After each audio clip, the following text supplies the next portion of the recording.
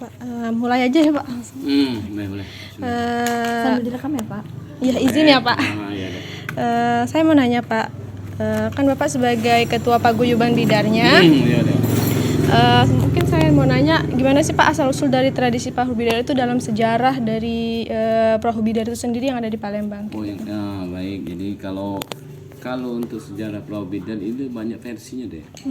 Jadi ada menurut dari cerita-cerita orang lama juga. Versi yang pertama itu ceritanya asal usulnya ada dari Putri Dayang Merindu. Ada lagi Bidar ini dari adanya Ratu Belanda. Iya. Ada lagi ceritanya lagi versi yang dari zaman Kesultanan, pendayung itu dibuat perahu namanya Bidu untuk menjaga anak-anak Sungai Musi yang ada di Kota Palembang kan. Jadi banyak versi. Tapi kalau menurut kakak pribadi, kalau untuk masalah yang asal usul Bidar ini ya bingung juga karena orang tuh mengeluarkan versi masing-masing. Jadi tidak ada yang fix yang mana sebenarnya aslinya dari sejarah Perahu Bidar itu sendiri. Jadi banyak versi, ada 3 versi kan. Dari 3 versi itu bisa digunakan atau kayak bisa dipastikan kevalitannya atau bagaimana Pak? Jadi kalau cerita-cerita orang dulu, jadi kita untuk memastikan satu sejarah Perahu Bidar ini sulit kita karena kita regenerasi. Jadi kita bukannya asli dari pelaku bidarnya, bukan, kita hanya meneruskan dari cerita dari cerita. Dan mungkin di dalam cerita mungkin adik-adik bidar bisa jalan ke tempat lain, mungkin versinya berbeda. Yang Putri Dayang Merindu datang lagi ke daerah Keramasan, katanya benar daerah kami ini Putri Dayang Merindu, muara sungainya yang ada di Keramasan. Itu menurut versi sana. Menurut versi yang dari kami Palembang, mungkin bisa jadi Bidar ini peninggalan Sultan Darussalam. Berarti yang diyakini di Palembangnya ini adalah peninggalan dari sultannya ya Pak? Kalau keyakinan saya bisa jadi dari peninggalan sultan. Karena apa? Dia sebagai Kesultanan Palembang mengerahkan anak buahnya untuk menjaga anak-anak sungai yang ada di Palembang. Yang katanya 108 anak sungai kan perlu dijaga. Itu. Berarti Perahu Bidar ini dulu tuh digunakan sebagai alat patroli mungkin bisa dibilang ya Pak? Bisa dibilang sebagai patroli. Namanya kalau Bidar itu kan panjangan dari, kalau menurut kakak versi kakak, biduk lancar. Bidar, jadi kan biduk lancar. Jadi dengan didayung 2 atau 3 kali perahunya lebih cepat jalannya. Jadi salah satu sultan itu mengerahkan anak buahnya untuk mendayung secepat mungkin untuk menjaga anak-anak sungai yang ada di Kota Palembang. Okay. Nah, dari beberapa versi sejarah atau cerita sejarah tadi Pak, mungkin nilai-nilai budaya dan sejarah apa yang terkandung dalam tradisi ini Pak yang masih dijaga hingga saat ini? Jadi hingga saat ini untuk peminat penonton Bidar itu untuk di Kota Palembang masih sangat ramai deh. Jadi image-nya orang dari Palembang khususnya, di luar Palembang pada umumnya, kalau nonton Bidar apa denger Bidar itu pasti senang. Itulah namanya istilahnya kenceran. Pernah dengar nama kenceran? Iya. Kenceran itu masyarakat berbondong-bondong ke Palembang untuk menyaksikan Perahu Bidar. Kalau zaman dulu mungkin pakai tongkang dia Bu, pakai tongkang, sikok tongkang tuh isinya bisa mencapai 200 orang, bisa mencapai kaget. Tambat ke perahunya nonton, disitulah ibu-ibu tuh masak ketan, masak bongkol, masak kue-kue. Nah itu kayak pada saat 17 ini tuh kuenya dikeluarkan, makan rame-rame, itu namanya kenceran. Itu deh, itu nilai budayanya yang ada untuk penonton. Tapi kalau untuk masalah bidar tradisional sendiri, kalau tradisional itu kan tradisi. Jadi di samping bidar itu ada sedikit banyak masih ada mengandung yang magic-magicnya ada mistisnya gitu. Ya, masih Pak. Ada itu. Apalagi yang saya dengar itu kayak ada kayak semacam ritual atau kayak langkah-langkah yang harus dilakukan sebagai kayak untuk melaksanakan perlombaan gitu ya Pak. Masih ada sama Pak ya. Iya nggak Pak? Itu masih ada. Yang di setiap perahu bidar itu masih ada itu. Masih terus dilaksanakan ya Pak? Masih tetap tergantung dari pemilik bidarnya kan. Misal di sini kan paguyuban ya Pak, paguyuban Bidar. Kira-kira dari paguyuban Bidar tuh masih banyak nggak Pak yang ngelakuin tradisi-tradisi kayak sebelum adanya perlombaan itu dilakukan kayak tradisi apa gitu Pak? Maksudnya Kan sebelum bertanding kan saya dengar-dengar tuh kan kayak ada melakukan tradisi untuk kayak biar kelancaran acara atau tolak Pasti bala ada, begitu pasti Pak. ada, itulah namanya tadi kan dengan doa dan magic tadi masih ada. masih ada ya, Pak, Kepercayaan sampai masing-masing perahu bidar tetap ada itu dek. Kemudian Bidar ini kan sudah dikenal luas ya Pak. Bahkan mungkin bisa dibilang tuh orang-orang luar tuh udah datang ke Palembang tuh mungkin hanya untuk menonton Bidar pada saat-saat Betul, tertentu dan betul, perayaan betul, besar iya. ya Pak. Nah, bagaimana sih Pak tradisi ini tuh diperkenalkan dan disebarluaskan ke masyarakat, terutama masyarakat yang ada di Palembang dulu, baru masyarakat yang ada di luar Pak. Ya, kalau untuk masyarakat Palembang sendiri itulah sudah momen Agustus kan sudah pasti dia tahu ada bidar, khususnya bidar tradisional. Karena dari zaman dulu bidar ini selalu ada di kalender 17 Agustusan. Bisa jadi mungkin kalau untuk sekarang ini bisa diundur sampai tanggal 20, bisa tanggal 25, tapi momennya masih tetap Agustusan. Kalau bidar itu tetap ada dan masyarakat sudah tahu itu bahwa itu tetap dilombakan. Nah, masyarakat juga, masyarakat luar khususnya ini kan sekarang kan Palembang ini bidar ini sudah masuk dalam KEN ya. Iya. Karisma Event Nusantara. Nah, dengan adanya event KEN ini juga mungkin bisa masyarakat yang belum tahu bisa tahu berkatnya kegiatan KEN ini kan. Kayak ini baru di tahun 2024 ya kalau nggak saya. Iya, ini di tahun kedua. Mudah-mudahan di tahun 2025 lagi mungkin masuk lagi di kalender KEN. Misal dari lembaga atau kayak tokoh-tokoh masyarakatnya itu Pak, bagaimana sih Pak cara mereka tuh berperan dalam pelestarian dari bidarnya Pak? Tokoh-tokoh dan peran. Iya. Nah, kalau di tokoh-tokoh dan peran, ya itulah kalau kakak sendiri khususnya di bidar ini kami sudah berusaha, semaksimal mungkin agar bidar ini dapat dilestarikan, dijaga. Ya namanya bidar ini bukannya kita buat dibikin melalui alat untuk cetakan, karena itu menggunakan kayu panjang, mulai dari proses pencarian kayu, penebangan, pengangkutan dari hutan ke dusun, dari dusun dibawa ke Palembang, baru dibikin lagi. Nah, itu prosesnya yang membuat sulit dan cukup lama. Nah, itu yang membuat proses bidar itu.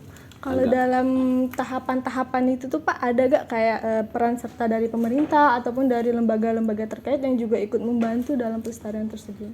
Kalau pelestarian itu sebenarnya kalau kakak jujur itu tidak ada. Jadi ini untuk sementara di Palembang ini khususnya ini sifatnya pribadi semua pemilik bidar. Sampai saat ini pribadi. Jadi pemilik bidar berusaha sendiri, bekerja sendiri. Pemerintah cuma mengadakan event lombanya saja. Cuma memfasilitasi untuk perlombaannya saja. Itu saja. Nah, menurut Bapak itu juga sebagai bentuk pelestarian atau tidak Pak dari pihak pemerintahnya? Itu bentuk pelestarian. Kalau dia tidak melaksanakan lomba, sudah habis. Menurut Bapak sendiri, simbol budaya apa sih yang paling kuat atau yang paling ciri khas yang ditampilkan dari tradisi perahu bidar ini Pak? Ciri khas dari perahu bidar itu ciri khasnya ya salah satunya tradisi tadi deh. Nah, dengan adanya kegiatan bidar ini tradisi tadi ya menggunakan kita ya namanya doa-doa, keyakinan pemilik bidar mistik masing-masing itu yang masing-masing melekat tetap ada itu deh. Bapak sendiri melihat bagaimana sih tradisi ini dalam kerangka kebudayaan masyarakat Sumatera Selatan? Dalam kerangka kebudayaan yang ini kelestarian perahu bidar ini ya wajib baik masyarakat, baik pemerintah, apalagi kami pemilik bidar wajib untuk menjaga dan melestarikan bidar ini. Untuk saat ini terus terang aja sama adik, kami pemilik bidar sudah cukup itu bertahan, hanya bertahan saja. Karena untuk saat ini hitungan tangan sudah bidar ini. Tidak banyak lagi, kurang lebih 9 atau 10 bidar. Yang totalnya ada di Palembang Pak? Iya, dan sekarang ini bidar ini yang sudah agak 50% sudah kebagusannya udah ini tinggal hanya 5. Sisanya ya di bawah 50% kondisi bidarnya. Oh, kondisi dari bidarnya. Iya. Dan itu juga perawatan pakai dana sendiri. Berarti dari pemerintah tuh nggak memberikan dana atau mensumbangan cuman untuk acaranya saja ya Pak? Acaranya saja itu deh. Oke. Menurut Bapak ya Pak, regulasi pemerintah ini sudah cukup mendukung belum untuk pelestarian dari tradisi perahu bidar ini? Kalau regulasi sementara tidak ada, karena itulah tadi pemerintah cuman hanya mengadakan event saja 1 tahun sekali. Dan mungkinnya ke depannya nanti kita kasih masukan bagaimana pelestarian ini tetap dijaga, karena di bidang ini juga termasuk apa namanya itu deh termasuk apa kelestarian ini lupa kakak nih, termasuk budaya tak benda. Apa istilahnya itu kalau boleh, pelestarian budaya Tak benda. cagar budaya. Ini bidar tradisional, Sudah termasuk ke situ ya. cagar budaya ini Palembang ini bidar, kegiatan lomba bidar sudah masuk dalam cagar budaya tidak benda Dari UNESCO, Pak. dari UNESCO. Tapi kondisinya ya saat ini bidar tidak banyak lagi. Iya. Nah, itu. Justru berbanding terbalik ya Pak dengan kondisi yang saat betul, ini. iya. Oke, nah menurut Bapak sejauh mana sih masyarakat ini mengenali dan mengetahui dari perahu bidar ini Pak? Oh, kalau untuk mengetahui dan mengenali mungkin dari anak-anak sampai orang dewasa cukup mengetahui dari bidar ini. Karena itulah tadi, kalau setiap 17 itu masyarakat itu pasti menunggu kegiatan bidar ini, menunggu event ini.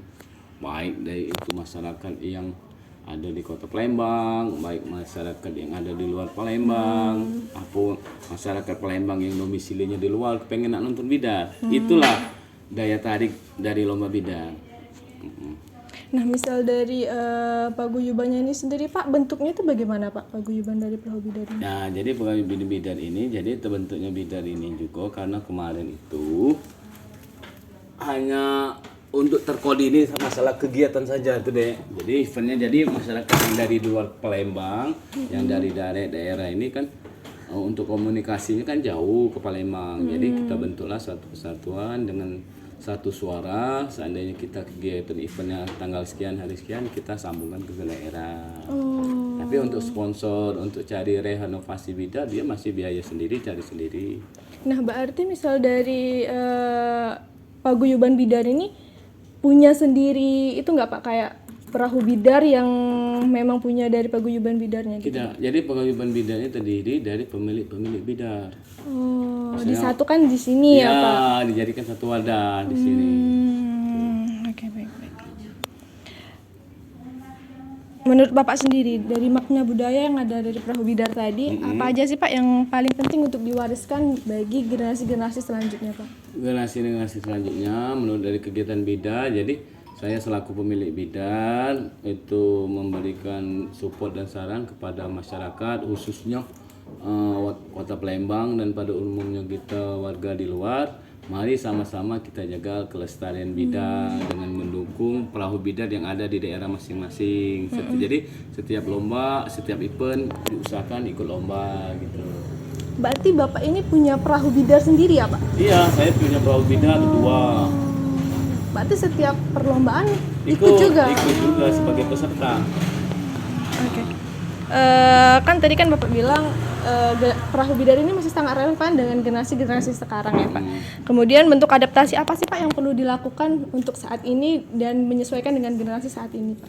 Oh, untuk itu yang pasti kita dengan adanya kegiatan bidar ini, adik-adik kita pertama mencintai dulu, setelah mencintai baru dia ikut terjun. Di samping itu efek positifnya ada untuk menjaga kelestarian, di samping itu juga tidak narkoba, tidak kegiatan yang negatif. Nah, hingga saat ini sudah ada belum Pak kayak generasi-generasi muda yang juga ikut tergabung sebagai pemain ataupun dari pengurus ataupun yang ikut? Ada. Jadi kita di Tangga Buntung itu ada regenerasi kita. Jadi kita latih, kita itu alhamdulillah adik-adiknya yang mana mungkin masih SMA, yang ada yang sudah bekerja, yang mungkin yang ada yang pengangguran juga kita ajak gabung di latihan. Banyak ya Pak? Banyak. Oke, berarti masih sangat-sangat antusias ya Pak masyarakat. Oke. Menurut Bapak sendiri, strategi bagaimana sih untuk menjaga kelangsungan tradisi ini Pak? Menjaga kelangsungan, jadi strateginya itu ada kemauan dari pemilik bidarnya dulu. Seandainya kalau dari pemilik bidarnya sudah lesu, bahkan untuk nak lomba lagi sukar. Jadi masalah di bidar ini masalah yang pertama, adanya bidar belum tentu bisa turun, harus ada sponsor dulu. Iya. kalau sponsor tidak pakai bidar, maka tidak turun bidarnya. Nah, karena pribadi sifatnya, bukannya ada subsidi dari pemerintah. Iya benar. Kita cari sponsor, dapat sponsor, alhamdulillah. Tidak dapat sponsor, pemilik bidar sudah berpikir 2 kali. Daripada ikut uang habis. Renovasi bidar itu untuk turun satu lomba itu bisa mencapai 10 juta. 1 kali perlombaan Pak? Renovasi aja itu, dari bongkar dempul, kayunya yang buruk didandanin, dibeli kayu, sudah itu dicat. Berarti setiap perlombaan itu harus renovasi? Iya wajib, kalau renovasi nanti bocor, kayunya buruk. Nah itu belum, itu baru di bidar baik. Belum lagi pendayungnya nanti pada saat lomba nanti, nah ada baju seragam, nah ada topi. Makanya pendayung sehari 3 kali. Iya benar. Iya kan, makan pagi 15.000, makan siang 15.000, makan sore 15.000. Kali berapa? Kali 60. 60 kali 3 18. 18 180 dikali 15.000. 180 bungkus. Itu belum ofisial, belum cadangan. Wah. Belum ya, lagi ininya apa namanya, baju, topi. Sudah topi kakek, belum transport pendayung. Memang besar di bidar itu deh. Cuman kalau nggak kayak gitu pelestariannya nggak ada ya Pak? Nggak ada. Jadi yang masih bertahan ini yang benar-benar memang mencintai perahu bidar. Yang masih budaya ini jangan sampai hilang. Kalau Bapak sendiri, sejak kapan sih Pak terlibat dalam pelestarian tradisi ini atau mempunyai kapal bidar sendiri Pak? Jadi kalau sejarahnya kakak ini di tahun 2023 kakak ini. Jadi 2003 kakak alhamdulillah diterima pegawai. Kakak niat kakak pengen punya bidar. Berarti emang sudah hobi ya Pak? Iya, Bisa dibilang. jadi 2002 kakak diterima pegawai. 2002 kakak diterima jadi polisi. 2003 kakak niat nak punya bidar. Itu kakak nyari ke hutan, gesek kayu, ninggal kuang dalam hutan, sudah kayunya keluar, dibawa ke dusun dari hutan tadi, dari dusun bawa angkut Palembang, dibuatkan bidar. Setelah buatkan bidar baru dilombakan. Itu. Awal mula apa sih Pak yang akhirnya menggerak hati Bapak tuh kayak saya pengen nih punya bidar sendiri dan berkecimpung dalam dunia ini? Salah satunya bisa berkecimpung keturunan kali ya. Jadi dari nenek juga ada, dari orang tua juga ada, memang punya hobi bidar dan alhamdulillah nurun ke kakak juga. Salah satunya. Ya, sudah turun temurun ya Pak, bisa dibilang. Turun temurun. Oke. Selain dari yang Bapak bilang kayak ngambil kayu dan lain sampai ke proses ikut lomba bidar, itu bisa diceritakan lebih detail lagi nggak Pak? Bagaimana proses pembuatan dari perahu bidar ini dan persiapan lombanya Pak? Jadi proses pembuatan. Iya. Jadi proses pembuatan itu kan sudah kakak pernah bilang tadi, sebelum kita nak buat bidar itu kita harus cari bahannya dulu. Jadi kita cari daerah mana, seandainya di daerah Pulau Bumuli, apa umur ini ada kayunya. Kayu yang biasa digunakan banyak macam deh. Ada kayu melawan, ada kayu rengas, ada kayu melanti, ada kayu leban. Itu jenis-jenis kayu yang bisa dibuat bidar untuk kita biasa di Palembang. Setelah ada kayunya, kita nego dulu dengan pemilik kayu. Nak dijual lah, dicari. Kalau ada nak dijual, kita beli, tebang. Nah, ada yang jual, kita tawar-nawar, kita bawa tukang sinso, kita tebang. Paling seminggu keluar dari hutan itu, kayunya dibawa ke dusun, dari hutan dari dusun diangkut pakai mobil, sampailah ke pangkalan. Dari pangkalan dibuat bidar. Setelah buat bidar, kita siapkan pendayungnya. Setelah siapkan pendayung, jumlahnya sekarang ini 57 pendayung. Nah, kita atur pendayung, kita hitung cukup 57, latihan selama seminggu. Sudah pas event, cari sponsor untuk membiayai operasional makan dan lain-lain. Sudah ada sponsor, kita lombakan. Itu prosesnya. Oke. Dari proses tersebut ya Pak, menurut Bapak apa sih yang paling susah gitu Pak untuk dilakukan? Misalkan kayak entah melatih pendayung itu kan mungkin punya skill sendiri yang harus dimiliki dan harus dikuasai gitu Pak. Benar, kalau di masalah di pendayung bidar ini pertama itu untuk menyatukan dayung deh. Jadi kalau setiap pendayung bidar itu kan mungkin punya kekuatan beda-beda. Sudah punya kekuatan, punya skill beda-beda. Sudah tuh postur tubuh juga beda-beda. Ada yang kurus, ada yang gemuk, ada yang segar. Jadi kita pacak menyesuaikan di dalam perahu. Jadi di samping itu kita ada latihan. Sudah itu kita juga bisa mengetahui pendayung-pendayung itu punya skillnya kayak gimana. Sudah itu kita latih. Setelah dilatih baru kita berani dilombakan. Dari 4 atau 5 jenis kayu tadi kira-kira yang paling kuat dan paling tahan lama gitu Pak untuk bahan dari perahu bidarnya itu kayu apa? Oh iya, kayu. Jadi bidar itu kan ada bahan dasar, bahan dindingnya itu kan ini biasa dipakai kayu menawan. Kalau untuk tulang-tulangnya pakai kayu lebah. Oh, berarti digabung gitu ya Pak? Iya, digabung. Ada yang nggak ada kayu menawan dia pakai kayu rengas. Dan nanti lagi dia kayu bahan meranti. Semenjak Bapak dari tahun 2002 hingga sekarang, apa sih Pak yang beda dari penyelenggaraan perahu bidar ini Pak? Kalau untuk penyelenggaraan tidak ada, masih kayak lama dulu karena pelaksanaannya itu ya dari pemerintah kita. Jadi cuman waktu tahun nyobai yang beda. 2003, 2004, 2005 ya masih tetap itulah yang membedakan nyobai. Iyalah mungkin dia hadiah dulu sekarang 10 juta, mungkin sekarang lah 20, 25 dan hadiah juga tidak cukup sekarang. Nah itu. Terus juga sekarang ini boleh disampaikan juga sebagai atensi, kami pemilik bidar ini sangat nian butuhnya pengertian dari penonton bidar. Kenapa? Kami pemilik bidar ini kalau kami ditonton atau diiring dengan speedboat ketek dari belakang, kami pertama keamanan kami terancam pemilik bidar.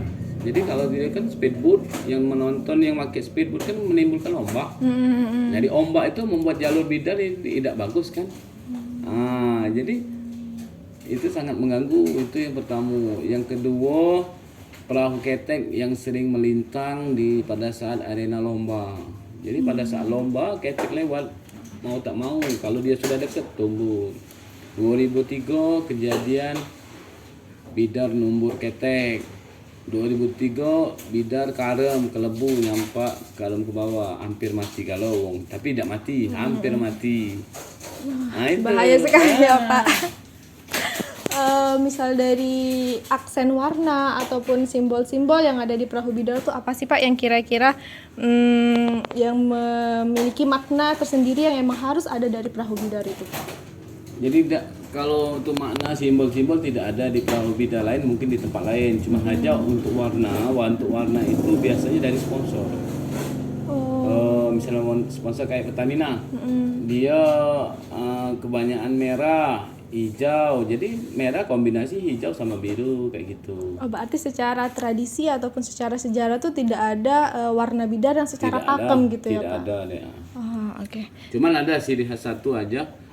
Kalau kita ciri khas Palembang dia pakai simbar atau simbol yang pakai tombak-tombak itu tapi jarang itu yang pakai, ada yang pakai ada yang enggak. Iya. Oke. Misal dari atribut yang digunakan ada nggak Pak? Tidak ada. Tidak ada juga ya Pak. Oke.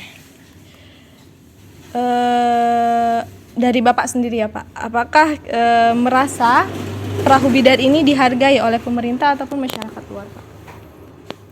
Kalau di pemerintah sifatnya dia tidak jujur, dia cuma mengadakan event saja. Jadi paling dia ngecek keberadaan bidar, sekarang tinggal berapa, nambah berapa. Tapi kalau untuk yang lain-lain, untuk dari pihak luar mungkin untuk hanya menilai, mungkin untuk menonton apa yang dilombakan itu saja.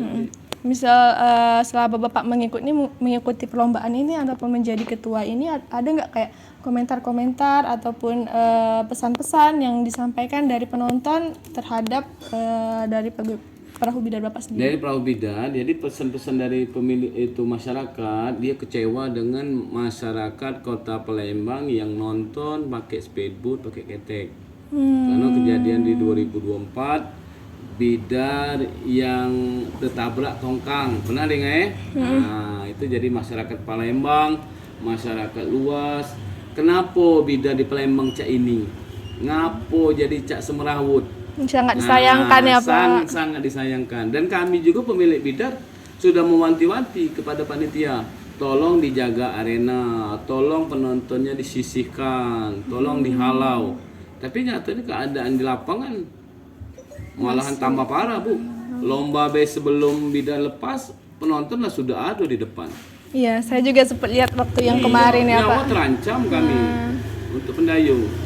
Sedangkan asuransi keselamatan dari pemerintah tidak menjamin bahwa itu akan selamat. Iya deh. Ya, asuransi tidak diberikan. Kami sudah meminta kepada panitia, tolong diberi asuransi keselamatan kami. Nyatanya asuransi tidak ada. Keamanan kenyamanan kami pada saat lomba, masyarakat nonton dan antusiasnya dia mengganggu kami lomba. Dari masyarakatnya sendiri Dari ya Pak. masyarakatnya yang susah. Kalau pemerintah juga sudah berusaha. Nah, mungkin di tahun ini pemerintah ada trik lain agar bisa masyarakat itu lebih tertib untuk menonton bidar. Kita doa kebaik supaya tahun ini lebih bagus dari yang kemarin. Kan bidar ini kan hampir sama dengan pacu jalur ya Pak. Ya, Apa itu yang membuat beda dari bidar dengan pacu jalur gitu Pak? beda deh. Jadi kalau pacu jalur itu tuh bidar itu bahannya itu dia dari jalur. Jadi potong bahan kayu, balok besar dibuat sehingga jadi jalur. Kalau bidar kita kebanyakan sekarang ini dari papan, dipotong dulu batangnya besar, kayu dipotong, papan-papan baru disatukan baru jadi bidar. Oh, mungkin dari aksen ataupun kayak kata Bapak tadi ada apa ciri khas yang dari bidar tadi Pak?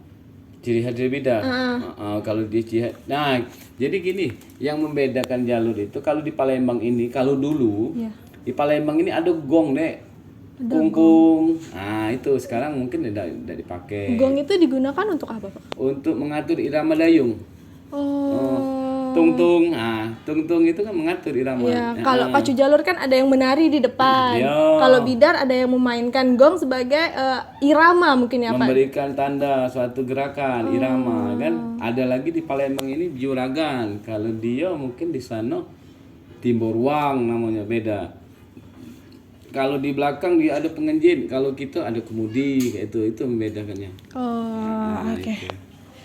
Sama-sama itu bentuknya, cuma membedakan itulah tadi bahan dari kayu sebatang, kalau kita dari papan. Kalau panjangnya sama, kita 31, dia 30, ada yang 33. Hampir sama lah Pak. Hampir mirip. Dari Bapak sendiri ya Pak, kan sudah menjadi hobi dan sudah menjadi turun-temurun dari keluarga. Dari sejak pertama tahun 2002 hingga sekarang, apa sih Pak yang Bapak rasakan selama mengikuti perlombaan bidar ini Pak? Suka dukanya? Iya. Banyak deh suka dukanya. Yang pasti setiap lomba event itu tidak mesti kita dapat sponsor. Terkadang kita tidak dapat sponsor, ya pendayung masih nak tetap turun. Kita dari biaya besar sampai renovasi sampai menurun ke pendayung nak siap duit lagi. Nah, itu suka dukanya pertama. Yang kedua, masalah mencari bahan baku sekarang tidak mudah lagi. Kayu di Palembang susah. Ada juga agak mahal. Nah, itu suka dukanya.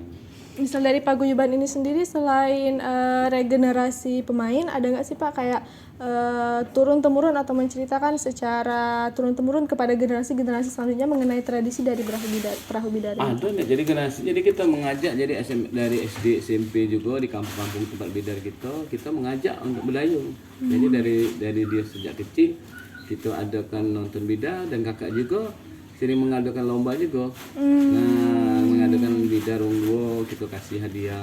Kecil-kecilan ya Pak? Iya, anak-anak yang di SMP ada, yang SMA ada. Jadi bentuk salah satu untuk menjaga agar bidar pendayung itu tidak lari ke yang lain, agar menyenangi bidar. Harapan Bapak terhadap anak-anak muda ini yang akan meneruskan tradisi bidar ini Pak? Harapan kakak dia tadi harus itu mau, dia harus bisa mau dan menjaga lestari bidar ini. Mau tak mau karena di zaman sekarang ini kalau dewe budaya kan HP, budaya apa zaman elektronik apa IT ya. Iya, IT. Ah,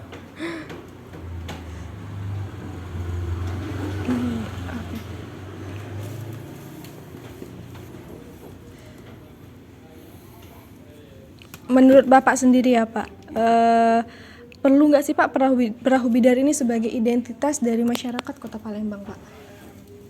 jadi ikon. Ya, Oh kalau jadi ikon setuju kakak.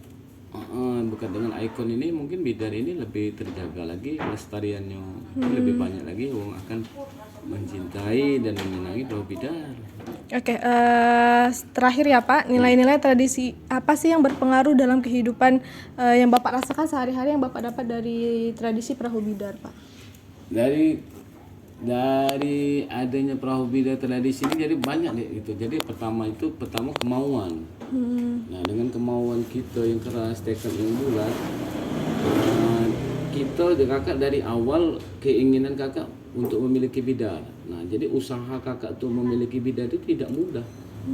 Jadi dengan adanya kemauan, adanya uang, kakak ke dusun, kakak mencari kenalan, uang di mana, uang jual kayu melawan, kita rasani kita bawa balik. Di situ kan timbul kemauan yang tinggi dengan tekad yang kuat bahwa saya punya bidar.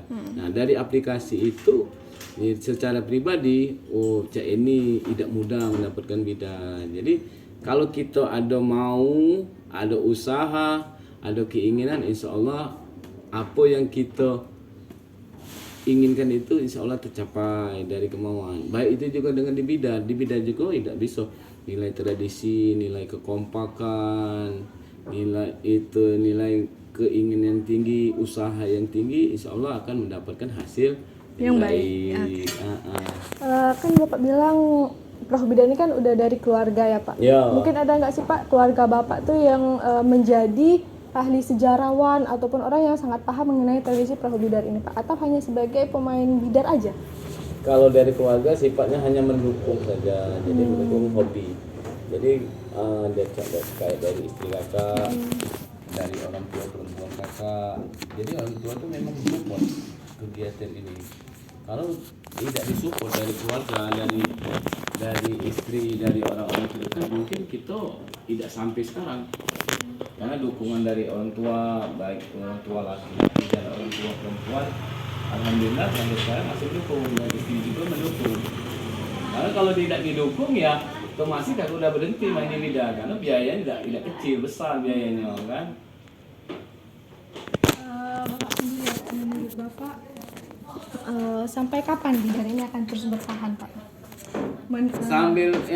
Sambil menghitung waktu Pak ya.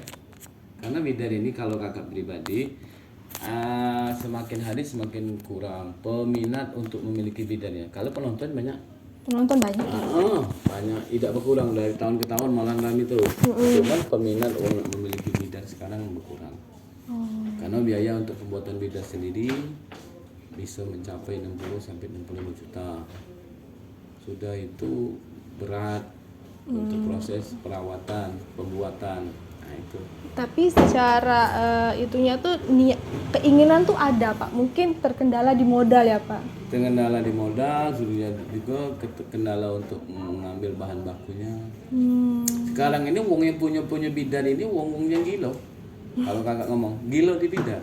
Kalau setengah gila mungkin tak kalah, ngapain ngurus bidar? Aku duduk di rumah buka toko manisan. Untungnya jelas kan? Buka usaha ini untungnya jelas. Ini bidar dari cari kayu, ngangkut kayu, buat bidar upahnya sekarang sekitar 15 juta. Upahnya Bay? Upahnya aja ya Pak? Upahnya Bay. Sudah itu kakek buat dayung, satu dayung 100.000 dikali 65, 6 juta setengah. 15 juta tambahan itu 21,5. Belum lagi beli kayu ngangkut sampai ke Palembang. Sampai 65-70 juta. Lebih baik mau duitnya dimodalkan buka toko. Benar. Jelas kan? Nah, jadi orang yang punya di bidang orang yang gila. Makanya tuh harus ada bantuan gitu ya Pak dari pemerintah Kalau gitu ya Pak. kalau pemerintah jeli, kalau pemerintahnya memang mengembangkan atau mempertahankan budaya bidar, harusnya duduk bersama dari kami pemilik bidar. Apa yang jadi kendala, apa yang jadi maunya dari pemilik bidar. Di samping event saja, jadi pemerintahnya jangan menjual event baik kegiatan. Dirangkul pemilik bidar. Bidar ini di daerah, contohnya di daerah Gandus, ada potensi pendayung bidar, tapi bidarnya tidak ada. Harus minimal carikan solusi. Iya benar. Ah, ini tidak ada bidar ke Kecamatan Gandus, kita buat bidar. Dari mana kayak? Apa mencari orang ketiga? Apa melalui yang lain? Bantu atau mungkin dari anggaran pemerintah kota sendiri bikinkan bidar. Ini bantu bidar dari Gandus, jadi bantu Pemkot Kota Lembang. Di Kecamatan Ili Barat 2, Tangga Buntung, potensi dagingnya ada. Bidangnya dah kate, bantu. Dan itu sudah kakak sampaikan dari ke pihak pariwisata. Moga-moga kalau tahun ini terpikir dia untuk nambahi bidang kan.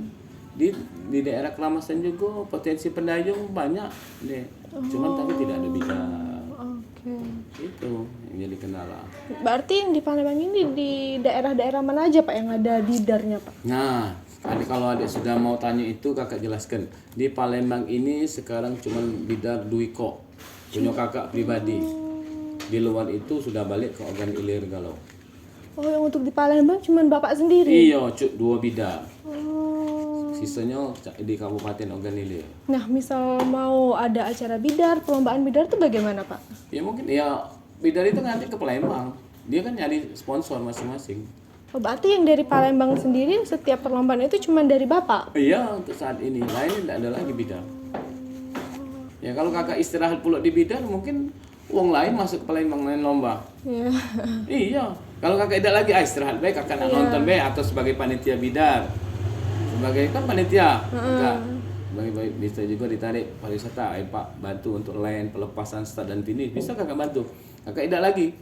Mungkin Palembang ini cuma mengadakan tempat baik, tapi perlombaannya dari luar. Nah, itu sedangkan potensi wong nak melok dayung untuk di Kota Palembang banyak. Ini perlu dipecahkan dari kita pihak pemerintah khususnya Kota Palembang. Oke. Pak, saya ini kan masih butuh 4 narasumber lagi ya Pak. Dan kemarin kan juga kita udah ngobrol itu butuh 2 narasumber dari sejarawan dan juga dari penonton dan juga pelaku bidar Pak untuk melengkapi dari wawancara saya Pak. Kira-kira Bapak punya nggak ya Pak kenalan ataupun orang-orang yang bisa saya wawancarai gitu? Bisa nanti kakak kasih nomornya. Sudah wawancara selesai? Ya sudah. Oke. Makasih banyak ya Pak. Iya, Bu.